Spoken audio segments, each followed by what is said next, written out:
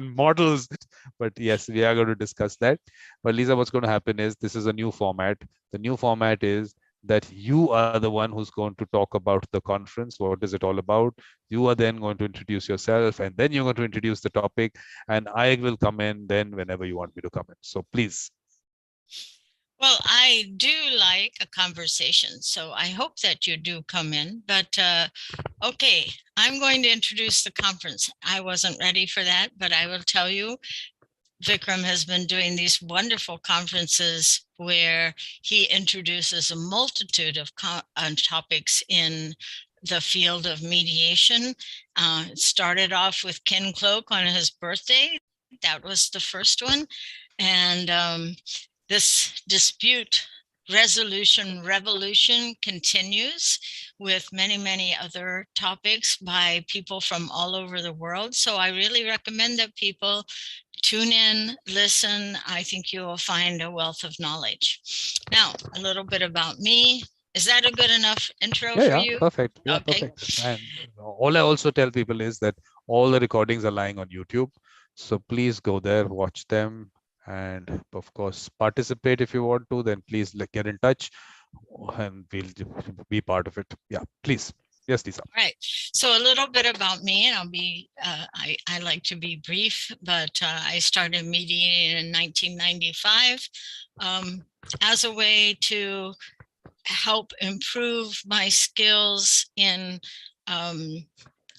training, which I wanted to do. And it's a word that Vikram doesn't like, but I wanted to work in the field of intercultural communication. And I realized that conflict resolution skills would be an important asset in the field of intercultural communication.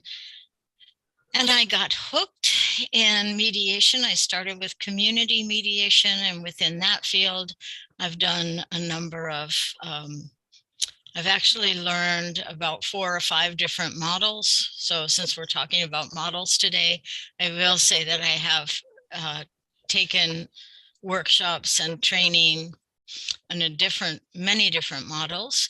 And I've also studied indigenous models of mediation as part of my journey. So that's, I guess, a little bit of reflection on me. I've been in the field for like forever, right? You've been around forever. You've been around forever. I have been around forever. It's like, oh. So I continue to work in the field. I really like also restorative justice and other things, but our topic today is models, so I'll stick with that. But on the models part of it, of course, I told you in the last session, I'm going to tell you here again that on 29th, we have a discussion on transformative mediation by Baruch Bush. And of course, Lisa will tell us about Baruch Bush. So that's going to be an interesting one. Actually, I mean, normally these sessions are 1 hour. I told him, let's keep it for 1.5 hours, because I felt there is so much that he is going to be able to tell us, so that he agreed to that. So it's a 1.5 hour session. I mean, I actually learned the transformative model with both Baruch Bush and Joe Folger. So both of them, I've taken many, many workshops with both of them. And one of the things, and I'm going to say this because to me, this really is the center of, when I talk about models, the one thing that I learned, and it especially struck me when I took the first transformative workshop, is Joe Folger said, how you mediate really is a function of what you believe of the parties.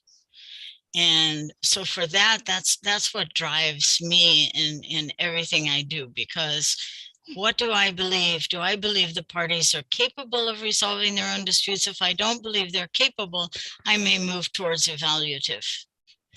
If I believe that, oh yeah, they're capable, but they need more help, then I'll be in facilitative model because I'll direct it somewhat. And then moving towards transformative is moving towards that, really, that conflict is relational and that the parties have all the capability to resolve their own disputes. The only part of the mediator is to help them get unblocked, because because when you're in conflict, you're inner focused and you're not able to see the other side. So the goal of the mediator then is different. So one thing though, I will say is that a lot of the research shows that mediators, no matter what model they start with, the longer they mediate, the more they tend towards using the same kinds of theories. So I think that over time, people start to see about other people. They start to learn ways to really give the parties empowerment.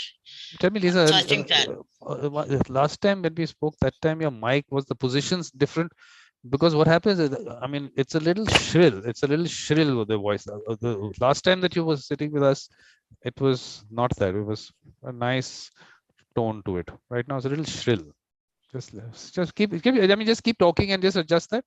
Okay, so I adjusted it a little no, lower. Does that help? No, what I'm saying, keep talking and keep adjusting it, then we'll get to the right position. Keep talking. We'll see what keep saying what you're saying. I don't know. I don't like a shrill voice. Yeah, it's a little shrill. What if you move it down? Move it down if you could. Yeah, let's see now. Okay, does that help? I think so. Okay. I think this is better because Okay. Oh, maybe I just put my there. Yeah, no, this is better. This is better. Okay.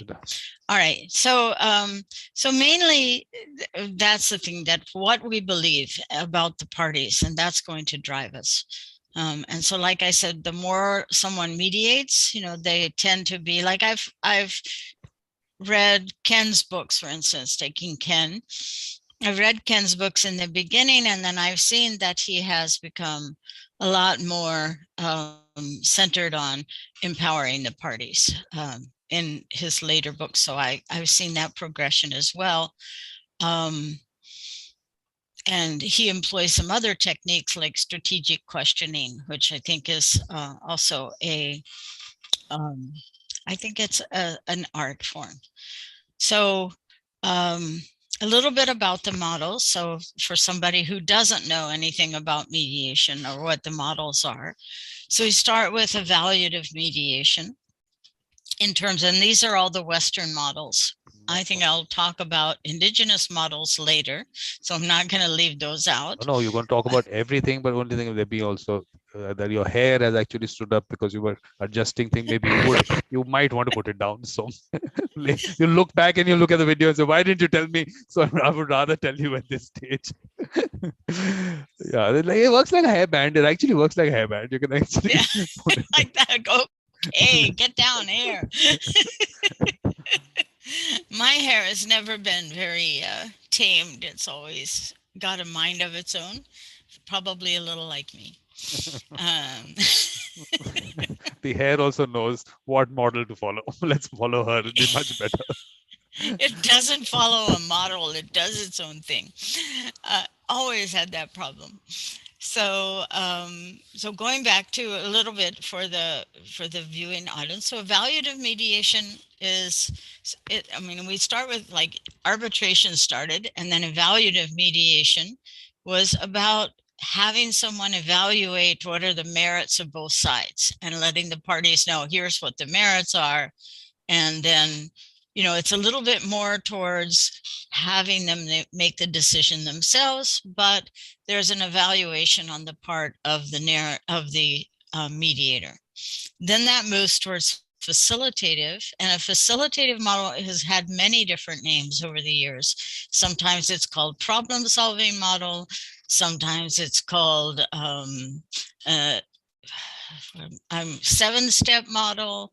I think now the term that many people use is facilitative model.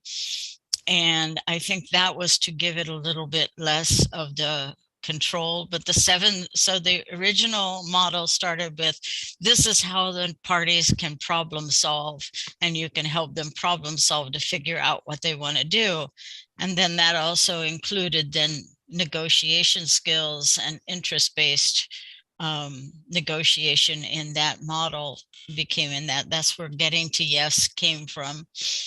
It was about really helping the parties, but based on what is in their best interests and how they can then problem solve to come up with a resolution. It is a little bit more driven and directed by the mediator. The mediator will decide who speaks first. The mediator will decide how much the parties speak. They'll say, well, you tell me your story, you tell me your story. And so the mediator really acts as the director, directing who's speaking, when they're speaking. They don't do the decision making. Decision making is made by the parties, but they have a real influence on it. They can influence it with their questions as well. If what questions you ask can influence how the parties decide to come, how they'll come to a decision. One of the things, there are some aspects that are in all mediations. And I guess one of the things to think about also that I meant to talk about in the beginning is, what is a model anyway? Because when I first learned mediation, I'm like, what does this mean? What do you mean by model? I had a hard time figuring out what a model was. So if you think about a model car, it's a little illustration of what a car would look like. It's not the car itself. Or you make a model of something you want to build. So a model for mediation is just putting the process into a form so that people can understand what it is and what happens. It's not set in stone. Just like a model car, you can choose different colors, you can choose different aspects of it, but their main form is the same.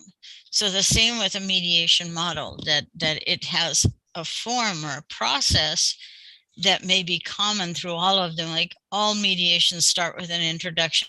Just like Vikram starts now with an introduction, he's making a model of, these kinds of sessions with his process. So similarly, that's what a mediation model is supposed to be. Like, here are the things, here's what will happen. It doesn't control what's said. It doesn't control what's going to happen. It just gives a format. So somebody who's learning mediation can say, oh, that's how it happens. We start with an introduction, and then we open up and we let people talk. So in the facilitative 7-stage model, you would start with an introduction, you would go on to the storytelling, and then you would go on to resolution and writing the agreement. I'm only given 4 of the stages because I don't remember all of the details of the 7. But can I just come in for a second? I just want to. Yeah, please do. The other meaning of model, which says that an example to follow or imitate. So you're not taking that definition. You're taking the other definition of something which is kind of a representation of something, but not really. Not really. Of course, you're going to work it the way you have to, but this is like a representation. So you're taking it from there, not from the thing to imitate or follow. Are you doing that? No. And it's I think mainly it is a representation. It is not, because you can't imitate or follow. The idea of the model is to give you a representation so that you, in the learning process, and you have to make decisions as a mediator. We say that we make interventions, for instance, like, when do we come in and talk? Just like Vikram just came in and talked, he made an intervention in my my discussion. Now that sounds serious. Okay, that sounds like, oh, he made an intervention. I'm going to kill him for that. What is the meaning of the word intervene? Intervene is to interrupt or to, Sometimes the simplest words sound like, what is this guy up to? He actually intervened. I know the words we use in mediation, I think they're imperfect, actually. That is a session on terminology and mediation. We will discuss all that there. It is. They are imperfect, and they are part of what this whole thing is about. It is about, how we do things, and then figuring out, the reason to create a model was to create a platform in which someone can learn. That's the whole part of it. Or for which say someone who is coming to the mediation table, they want to have a mediation, it also helps them know, okay, what to expect. So that, so those two are the value, I think, of a model. And I think that the more experienced you are, the more you learn, you know, okay, where do I want to stay true and where do I want to see what else can work? And one thing, because as Baruch Bush comes, I think so inspiring, one of the things that he said, which is so true, is when you make, as a mediator, when you make an intervention, when you do something, pay attention to what happens to the parties. Pay attention to how their reaction is, and then reflect on that after you're mediating, because that's when you'll learn to be a better mediator. That's what's going to help you improve your process. So a lot of, actually, there was a lot of influence of the reflective practice in the transformative mediation model, because what we do. So I haven't gotten to that yet. So we were on facilitative model. There's another couple other models. So as we learn, I think transformative right now, in my opinion, and I don't know, maybe I've missed a model, is probably the most party-centered in terms of parties making the decision. And they can even decide, I don't want to mediate, or they can decide this is not working. So it's not driven by an outcome that has to include a resolution. That the decision can be, we don't want to resolve it, not in this way. So, you know, that's another part of those beliefs, but it's the most party-centered. So if we go to facilitative, which is more party-centered than evaluative. And then there's a couple of other models that are newer. Well, one that's older was Gestalt. A Gestalt model, often used by psychologists. It's not talked about and not popular today, but it is somewhat used still by psychologists in family mediation. And so it uses Gestalt theory, psychological Gestalt theory. I'm not going to talk a lot about it because I'm not as familiar with it, but I just wanted to mention it because I think it's important to note that there have been and there are different models that are not talked about that people do use. What is the So spelling of that? Not like there's only 3 or 4 models and that's it. What is the spelling of that? Gestalt, Gestalt. Gestalt. And it's not, like I said, at one point it was used a lot. It involved really using some psychological processes in the mediation, strategic questioning, and things like that. So like I said, I'm not as familiar with how it works because I'm not a Gestalt psychologist, but I know that it is still in use today. And then there's the narrative mediation model. And that was also a more recent model. I think there was some guy I remember sitting down with the guy who he wrote the book with someone else at a conference, the ACR conference. And what it basically does is say that everyone has a narrative. Everybody has a story.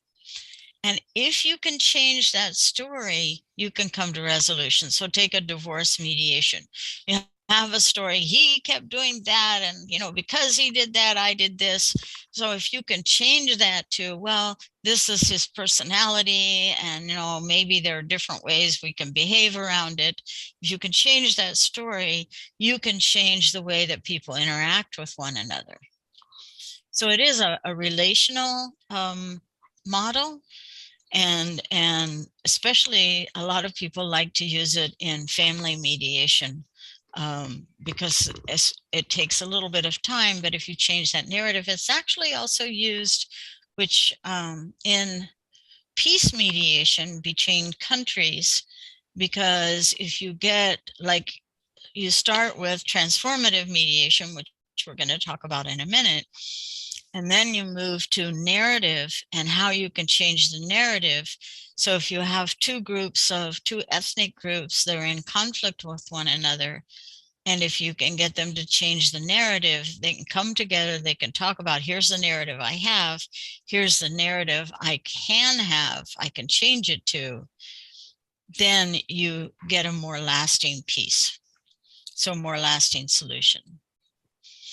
So that's a little different as well. And that is used, like I said, in some of the peace negotiations. They like to start with transformative mediation to cure the relationship, and then move to a narrative, and then a problem solving to look at, okay, what are other issues and problems? Because sometimes the relationship breaks down because maybe it's really over an issue like policy. I was listening to a TED Talk yesterday. It's an old one, actually. I think it's been out there for years. And a woman from the CIA was talking about how important it is to listen to your enemy. And what she highlighted was that if you stop and listen to what the other person says, you'll learn that it's not about what you thought it's about, but it may be about some policy or something else that was really and that there's really no difference in the two sides.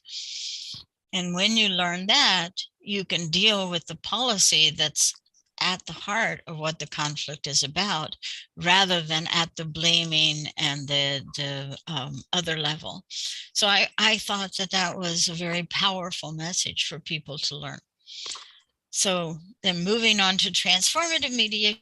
And just so you know, there's going to be a whole session by Baruch Bush, because Vikram wants to make sure that we tell him, who is one of the designers of the transformative model, he with Joe Folger, and they've written many books about mediation. And they are, I mean, they are the highlight of transformative model. So I highly recommend anybody to sit in and listen to Baruch Bush, and I hope he invites Tom Walrab, because I told him to come with him. So I'll send you his contact information. They do a great job. Important thing is on 29th of June at 6:30 p.m. India time. 6:50. 6:30. 6:30. Okay. Yeah. All right. So, so yes, so transformative mediation, this model actually defines conflict differently, because if we looked at the definition of conflict, we would also find through the different models, the definition is important, because transformative mediation defines the mediation as a breakdown in human interaction. So conflict is a crisis in human interaction. So it's all about the relationship that we have. And so it also outlines two important concepts, which is empowerment and recognition. So what the transformative model says is, when you're in conflict, you're not feeling your normal self. Like, everyone in the world is always resolving their own conflicts. They do it all the time, like every other day, but every once in a while you get stuck. And so when you get stuck, you're not as in that mindset where you can make the decision about your conflict, because you become inner focused. You become, they call it a state of weakness. You come in that state, and if you can transform a person from that state to being in a state where they're empowered, then they can make decisions for themselves.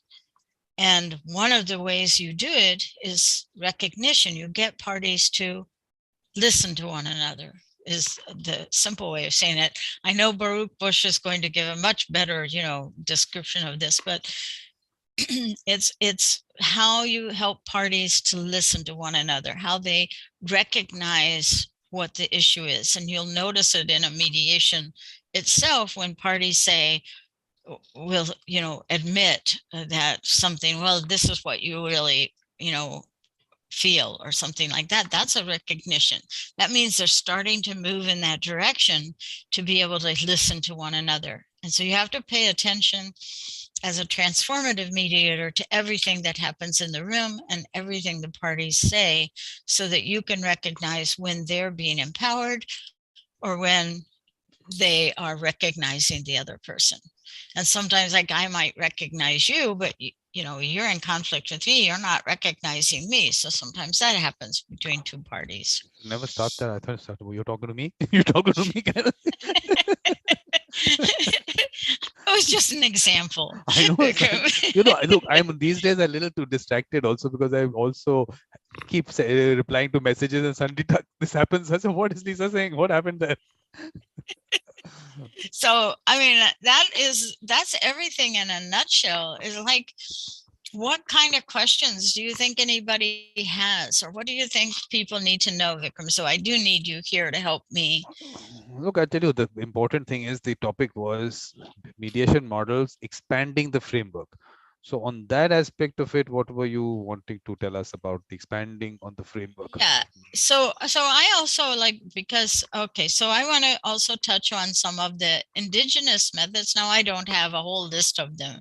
There's, every country has traditional ways that they resolve conflict, right? Whether it's, using what we call a restorative practice that was actually an indigenous practice that was reformed or reimagined, because a circle process that's used a lot in the West was a process that came from Native Americans, which they used to sit down in a circle and resolve problems, and that's been used for ages. It's pretty much their model. Family group decision making that we talk about also as a restorative justice was from New Zealand and from the natives in New Zealand. And one of the things that was important was having a family gathering. There should be food, which is often, a lot of indigenous processes around meals and around creating community. So if you look at those models, that's what the family group decision making was about. It's like, okay, here's the information. The experts from the outside can give you the information that you need about, for instance, if it's a criminal case, we'll give you the information about what happened. And then you put the family in a room on their own and let them decide how they're going to address it. But you also tell them there's some bottom lines.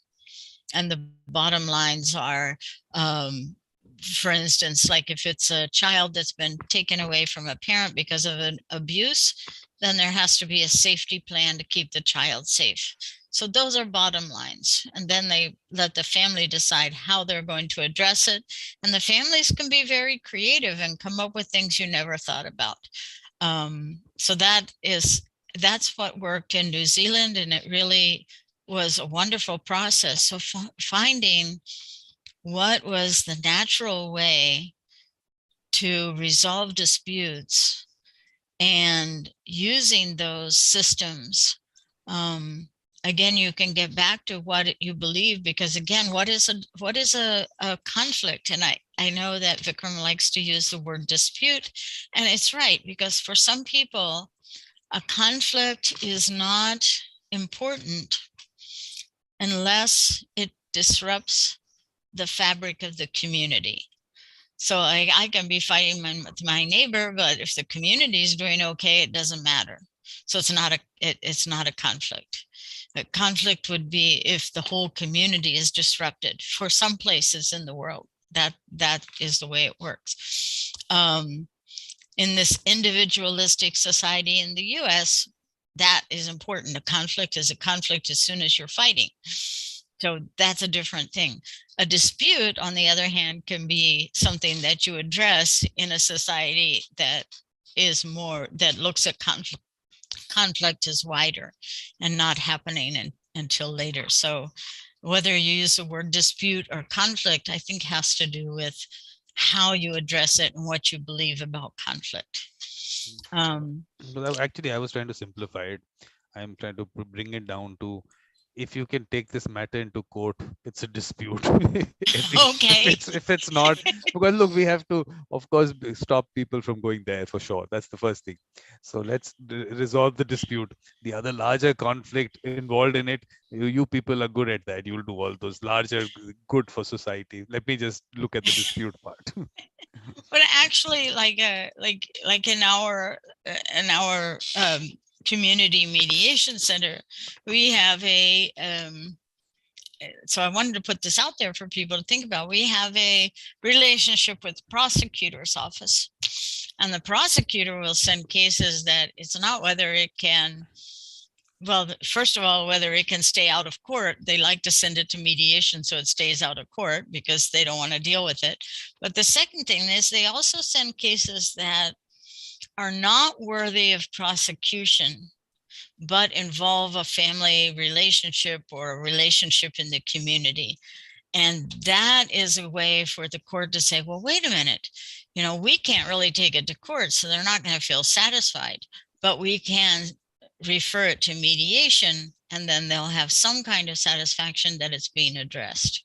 So that's another way of thinking about it. And I think a lot of people can think about it in that way, that not only to avoid the court process, but also to give the parties greater satisfaction that their needs are being met, and they can't be met by the courts. Yeah, that's for sure. No, what I'm trying to say is that what I'm trying to put across is that there are certain things which are the dispute part of it, which in that larger conflict, that part of it, if you can actually resolve that, like you were saying in your, when you were talking about the fact that mediator should not be required in the next so many years, you should reach I that know. point.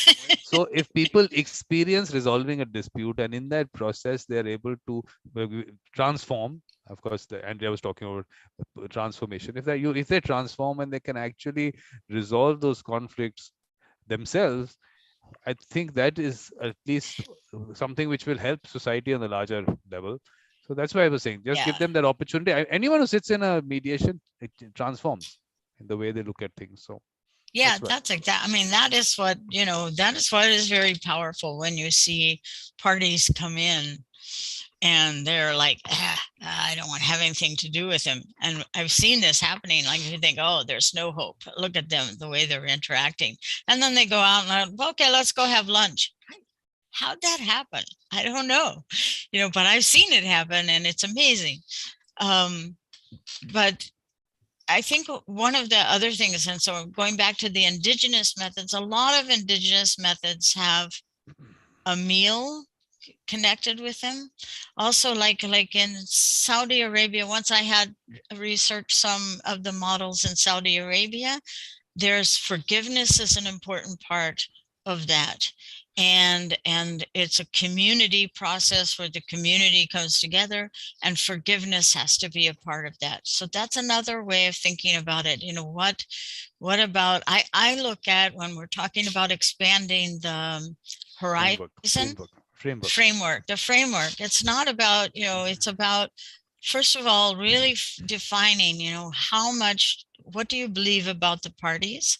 And then how can you use that to create the framework in your community or in your area that's going to work and that's going to reduce that. One of the things that I wanted to mention is one of the things that we learned in a research project. The really fun thing is that we get people who go for their master's degree or PhD, and they decide to use the center. They've been at the mediation center. They decide to use that to do further research, and then we learn, patterns. And one pattern we learned was that sometimes people will resolve their conflict just from calling the mediation center and having been listened to by the case manager, and they don't come to mediation because they resolve it on their own and they don't need the mediator. And so, that aspect of listening is a very important and powerful tool that a lot of people don't realize exists, because once you've been listened to, I might then decide, okay, well, I feel comfortable. I'll just go talk to the person myself, and bang, we don't have a conflict. No, but today, what we're going to do now is, let's look at it from, these are the models that you have definitely, I mean, read about or used. So this is, what about anything more than that? Have you considered a model, other model?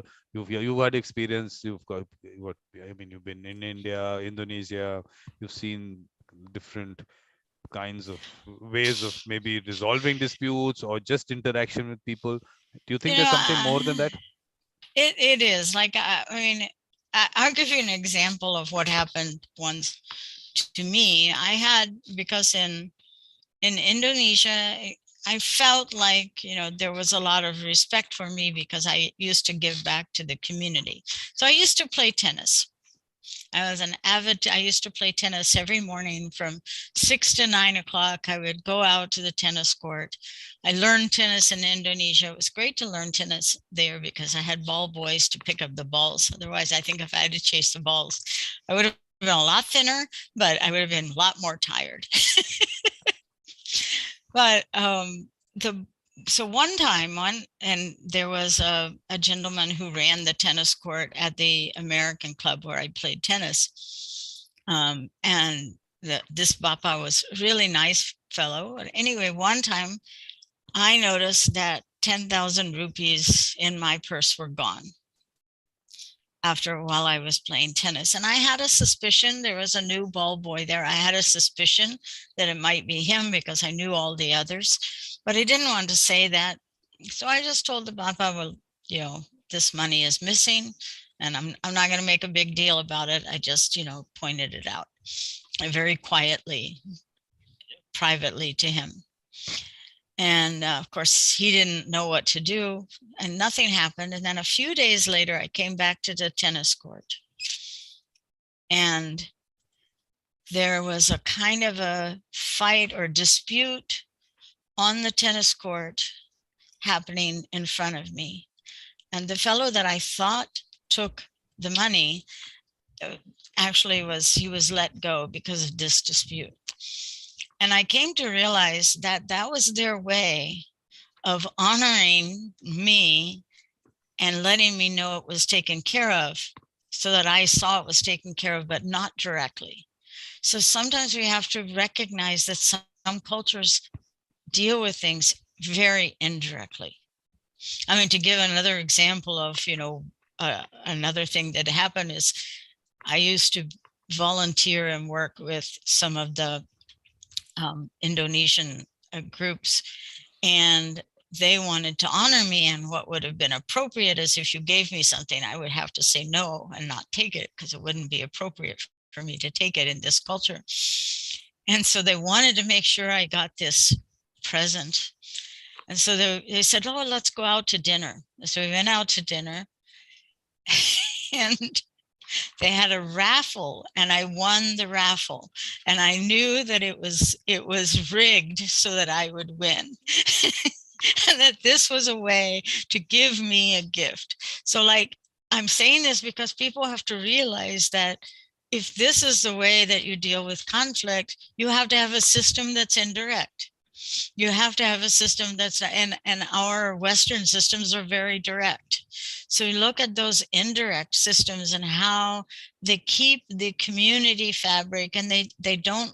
Face is another issue, because in this case, in Indonesia, you don't want someone to lose face, because that can have serious consequences. And so, making sure that those aspects of culture that are so important are driven. So it's really up to the communities themselves to see how we can use it. You can take a Western model and Asianize it, or Africanize it. I don't know, or you could take another model, because that's what Americans have done. They took, a Native American process and, Westernized it somewhat. So who's to say that you can't do that for any of those? But I would say keeping in mind what you believe and what are those systems that work. Lisa, we want you to create the model. Create the model. Come out with something, and we'll keep discussing it. We'll refine it. What if something has to be done in it? But at least create something. Okay, this is the way. And it's I'm not. It's not. creating. I hate to say Let's. this because people get mad at me, but I create things all the time. No, because look. I just don't package them.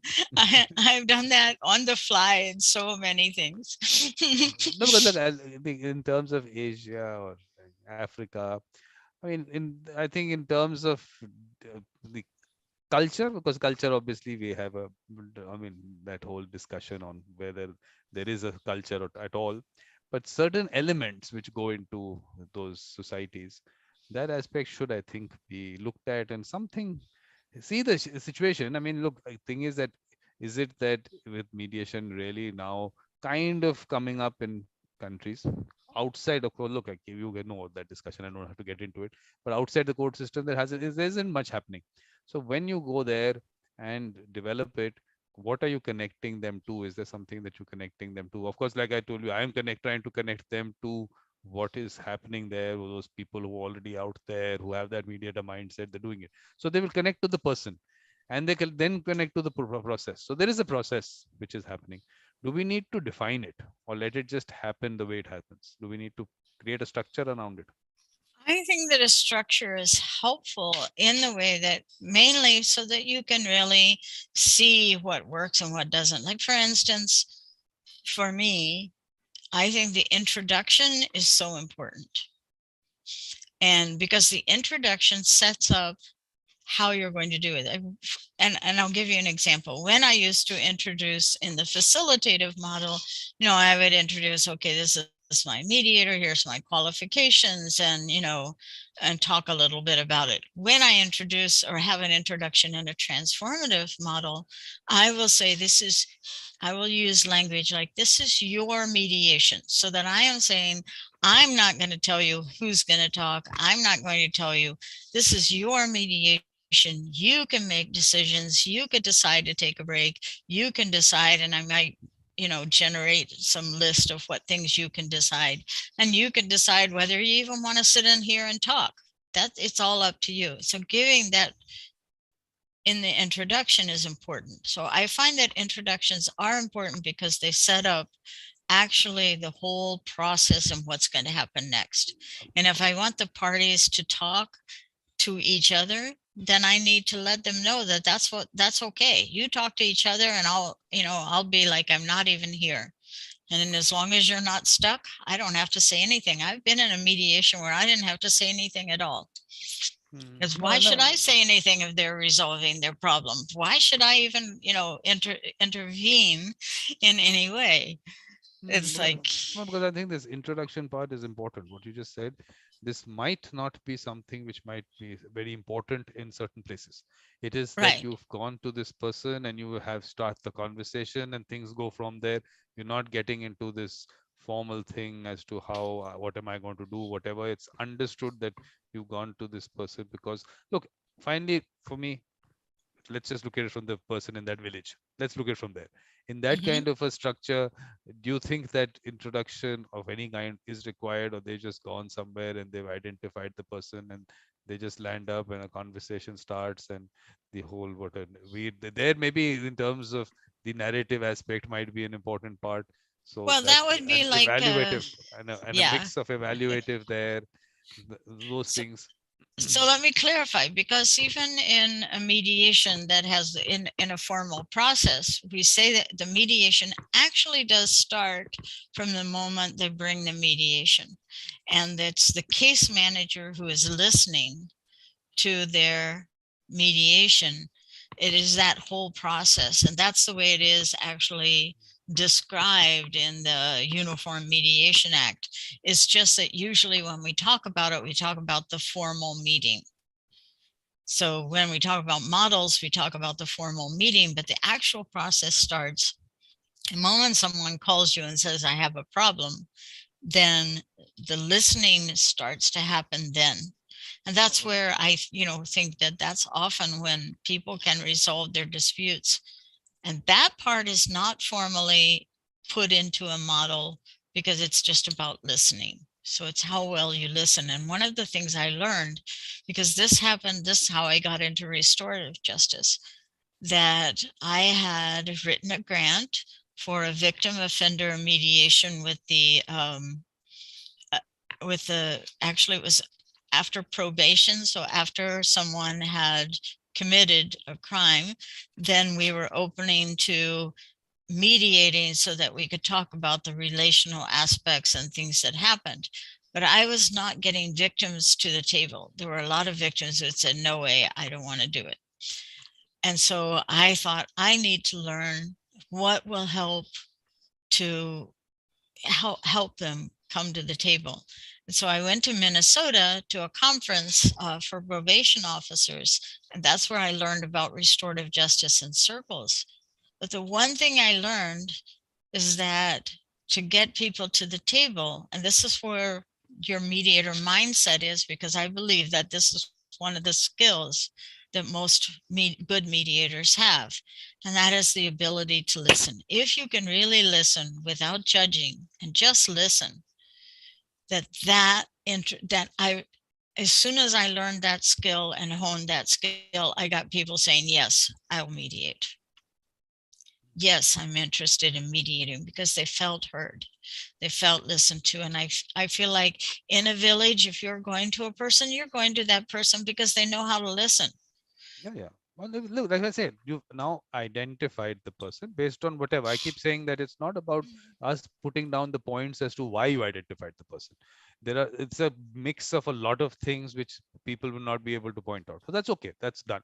Now it's a matter of the process, that the point where it starts, how it starts. Because look, the moment you bring out a model and there is a structure that you put into it, and you start putting it out as to this is what mediation is, and then suddenly person gets alienated from a process which they actually were part of. They actually knew what it was all about, but suddenly they think, oh, this is not it, this is it. And that is what I don't want. So we have to expand it in a manner where it kind of just gels in. And if there are certain aspects which in the way it's conducted, otherwise if there's some benefits you can get from a certain structure, introduce it. Let's see how it can be introduced, but still don't take away from that connection that people have with the process. So informality, definitely, I mean, that aspect is definitely there. Where it's happening, first of all, the venue is not the normal maybe structure that you are looking at. So those are elements that we know will be different. But the process by itself, are there things that we need to look at? Are there things that we feel that they can be I mean, can be discussed in a manner where you're not really putting it down? There is enough flexibility, but certain Yeah. elements, yeah. I mean, yeah, to me, I mean, what I found was, because really listening to me was the key to almost all the models that we looked at, was that kind of listening was the most powerful in helping resolve those. So for instance, when I was studying the conflict resolution in India, one of the researchers said they would see that this conflict would come to the village. So they have this guy with a stick that would, go around beating the stick to get everybody in the center of the village. And, you get the whole village then now coming to hear this out.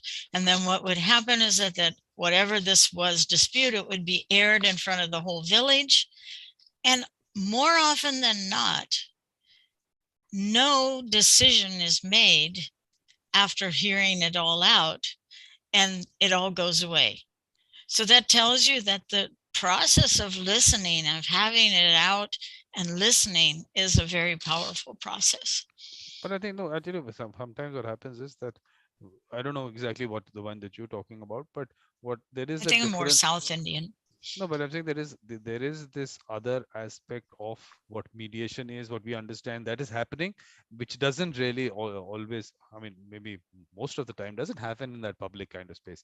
This public kind of space is a different part of it, where it is more, let's look at it more from a med up kind of situation. Mm-hmm. So there is an attempt that they can, it's not even, I don't even say whether it's med. I don't think it's a med, the mediation aspect of it. Maybe it's just that Can you resolve it within yourselves? Oh, you can't resolve it? Okay, so we'll tell you what to do. So maybe I think that is where the differentiation has to be made, and that's what I'm trying to. I mean, if you have to first tell the people about that, and then they will be able to understand, okay, this is the mediation part. Because I'm telling you, this is where I've had the issue with the whole thing, that you don't get focused on the mediation part of it. Just telling people to sit together and try and resolve it themselves, that's the part that you, in the traditional system, you talk about like this. I'm not saying that the one you're talking about was that, but largely the public ones are that. And otherwise the people doing it on a, I mean, private is not really private. People can come in and sit there, but it's not like this kind of a public thing. I mean, I'm just thinking that maybe No, but I mean, I also think that it depends again, because I know, let's say from my marriage, with my husband from India, he made a lot of our disputes, I wouldn't say public, but he complained to the whole family. If we had a dispute, everybody in the family knew that, and that wasn't part of the culture I grew up on.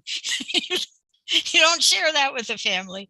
Like, I wasn't used to that kind of thinking initially. I had to learn how that worked. But if I look at, like, our family, my father-in-law was one of those people. People came all the time to share their disputes. Like, let's say, and I can think of examples, because you would feel the tension in the air when somebody came to talk to him. They'd be in the living room and you feel the whole house on edge. Oh no, we've got a big problem.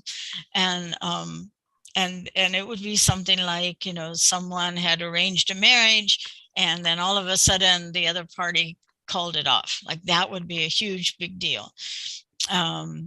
And then they would come to my father-in-law and they would, talk for hours. Now, I don't know what was said because I wasn't in the room, but I know that at some point, the parties would start to feel better. They would start to feel more relaxed. And I even remember, in some ways, that my husband had some of those qualities himself, in that, I remember that there was a big deal in a family in the States, an Indian family, and their daughter was pregnant, but not married.